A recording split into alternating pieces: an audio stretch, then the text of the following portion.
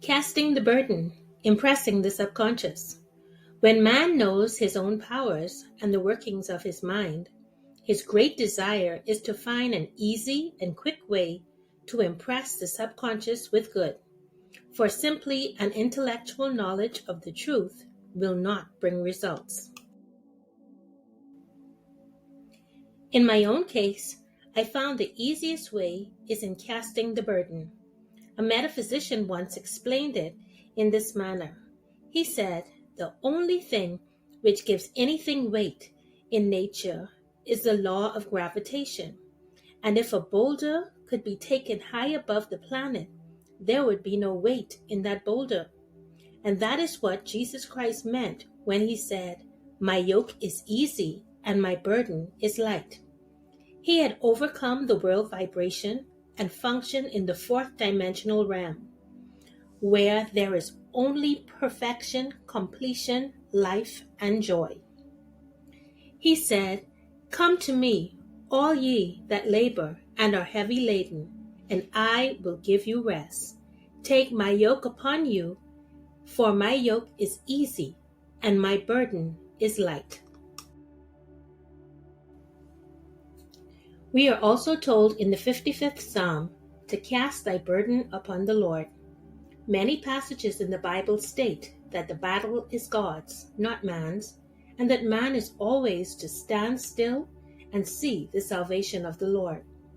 This indicates that the superconscious mind, or Christ within, is the department which fights man's battle and relieves him of burdens.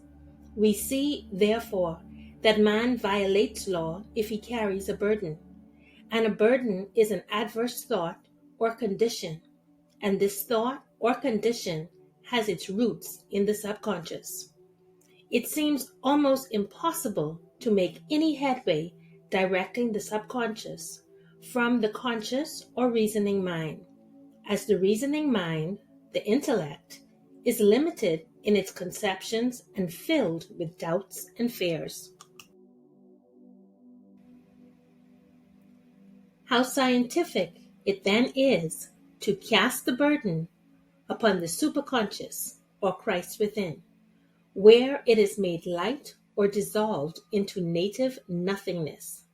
For example, a woman in urgent need of money made light upon the Christ within, the superconscious, with the statement, "I cast this burden of lack on the Christ within, and I go free to have plenty." The belief of lack was her burden, and as she cast it upon the superconscious with its belief of plenty, an avalanche of supply was the result. We read, "The Christ in you, the hope of glory." Another example. One of my students had been given a new piano, and there was no room in her studio for it until she had moved out the old one. She was in a state of perplexity. She wanted to keep the old piano, but knew of no place to send it. She became desperate, as the new piano was to be sent immediately. In fact, was on its way, with no place to put it. She said it came to her to repeat, "I cast this burden on the Christ within, and I go free." A few moments later, her phone rang, and a woman friend asked if she might rent her old piano, and it was moved out a few minutes before the new one arrived. I knew a woman whose burden was resentment. She said, "I cast this burden of resentment on the Christ within, and I go free to be loving, harmonious, and happy." The almighty superconscious flooded the subconscious with love, and her whole life was changed. For years, resentment had held her in a state of torment and imprisoned her soul, the subconscious mind. The statement should be made over and over, sometimes for hours at a time, silently or audibly, with quietness, but determination. I have often compared it to winding up a Victrola. We must wind up ourselves with spoken words. I have noticed in casting the burden, after a little while, one seems to see clearly. It is impossible to have clear vision while in the throes of carnal mind. Doubts and fears poison the mind and body, and imagination runs riot, attracting disaster and disease. In steadily repeating the affirmation, I cast this burden on the Christ within and go free. The vision clears, and with it, a feeling of relief, and sooner or later comes the manifestation of good, be it health, happiness, or supply. One of my students once asked me to explain the darkness before the dawn. I referred in a preceding chapter to the fact that often, before the big demonstration, everything seems to go wrong, and deep depression clouds the consciousness. It means that out of the subconscious are rising the doubts and fears of the ages. These old derelicts of the subconscious rise to the surface to be put out. It is then that man should clap his cymbals like Jehoshaphat and give thanks that he is saved, even though he seems surrounded by the enemy, the situation of lack or disease. The student continued, "How long must one remain in the dark?" And I replied, "Until one can see in the dark, and casting the burden enables one to see in the dark."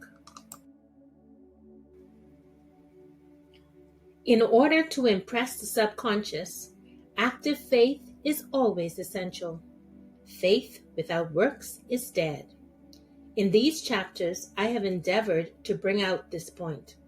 Jesus Christ showed active faith when he commanded the multitude to sit down on the ground before he gave thanks for the loaves and the fishes. I will give another example showing how necessary this step is.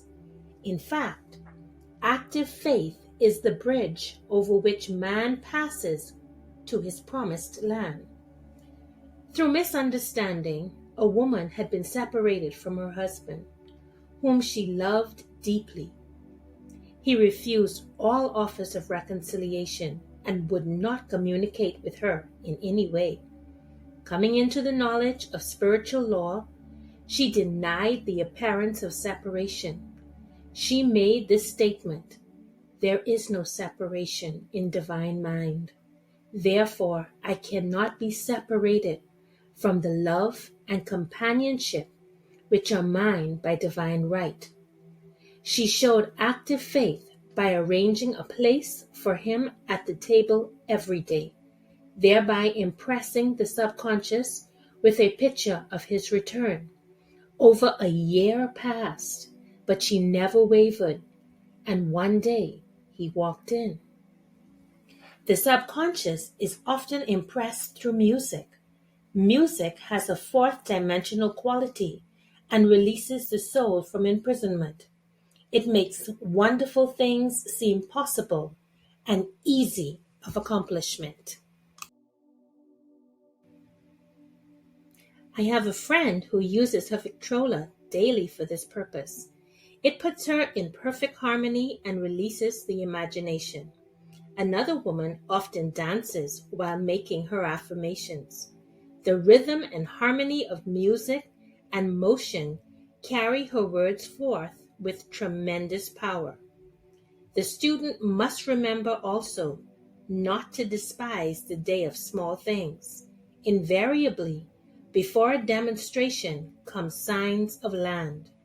Before Columbus reached America, he saw birds and twigs which showed him land was near. So it is with a demonstration. But often the student mistakes it for the demonstration itself and is disappointed. For an example, a woman had spoken the word for a set of dishes. Not long after, a friend gave her a dish, which was old and cracked. She came to me and said, "Well, I asked for a set of dishes, and all I got was a cracked plate." I replied, The plate was only signs of land. It shows your dishes are coming. Look upon it as birds and seaweed. And not long after, the dishes came. Continually making believe impresses the subconscious. If one makes believe he is rich and makes believe he is successful, in due time he will reap.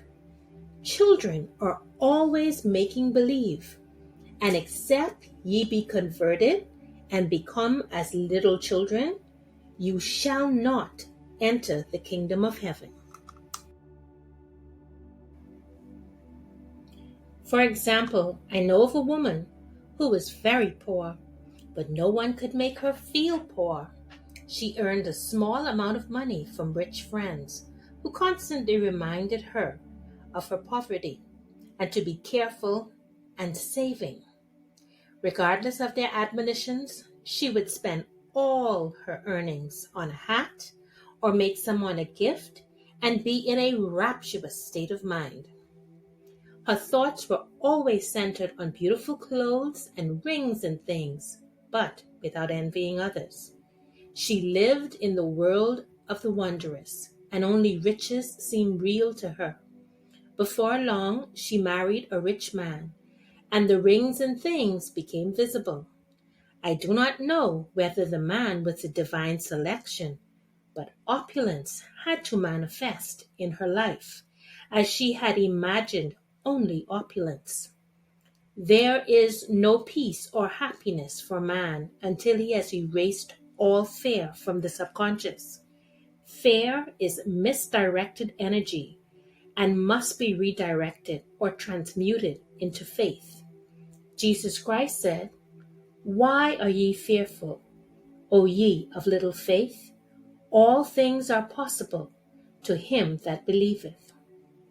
I am asked so often by my students, how can I get rid of fear?